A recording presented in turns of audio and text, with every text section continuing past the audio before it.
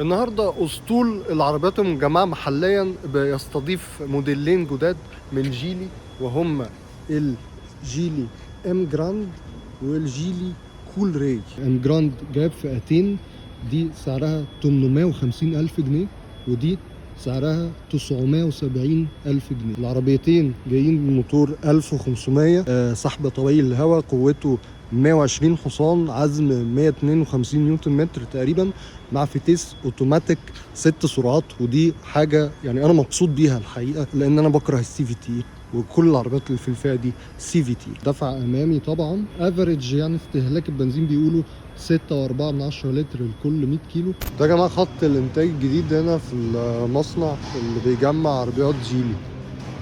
كول راي اهي واقفه متشعلقه بتخلص، ودي اهي عربيه معموله. وهنا هم حاطين عارضين كل بقى المكونات اللي متصنعه محليا. العربيه دي نسبه المكون المحلي فيها 50% تقريبا. كل الكلام ده بقى بيتعمل في مصر. عندك بقى ضفاير كهرباء والشكمان والفرامل دي والمساعدين، والكراسي بتيجي من موبيكا طبعا، والرادياتير والتكييف والازاز طبعا دكتور جريش. ترين برضو بتاع الابواب ده بيجي برضو بيتصنع هنا في مصر في موبيكا. نخش بقى نشوف كده الدنيا بتقول ايه. دي اول فئه فيها جاب تصات 15 بوصه هنا في الفئه الاولى. في الفئه الثانيه اعتقد 16. الجنوط بقى طبعا تبقى مختلفه. اول فئه فيها فوانيس هالوجين مع اضاءه اللي هي الداي تايم راننج لايت ال اي دي. من ورا فوانيس ال اي دي بس مختلفه برضو عن اللي في الفئه العاليه. هنا بتيجي بيبقى فيه لايت بار مكمل كده. في فوق برضو هنا فتحه سقف في الفئه الاعلى مش موجوده هنا. ولو هناخد بصه من جوه، هنا الفرش مختلف شويه، في فرش جلد للكراسي، وهنا برضو الجزء ده بيبقى جلد. الشاشه هنا اكبر شويه، وفي عداد ديجيتال.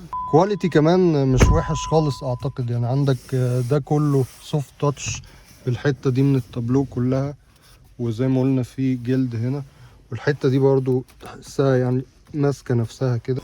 بس العربيتين فيهم كيلس انتري، مفتاح بصمه. دي اول فئه من جوه. العدادات عاديه انالوج مش ديجيتال، بس فيها يعني كمبيوتر في النص. الشاشه اصغر شويه، والفرش قماش، بس منظره لطيف برضو. يعني الخامة مش وحشة قوي برضو.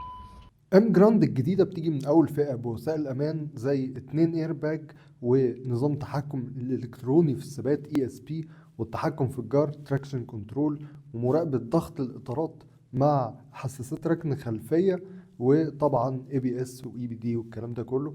الفئة التانية بيبقى فيها 6 ايرباجز وبيكون فيها كاميرا خلفية.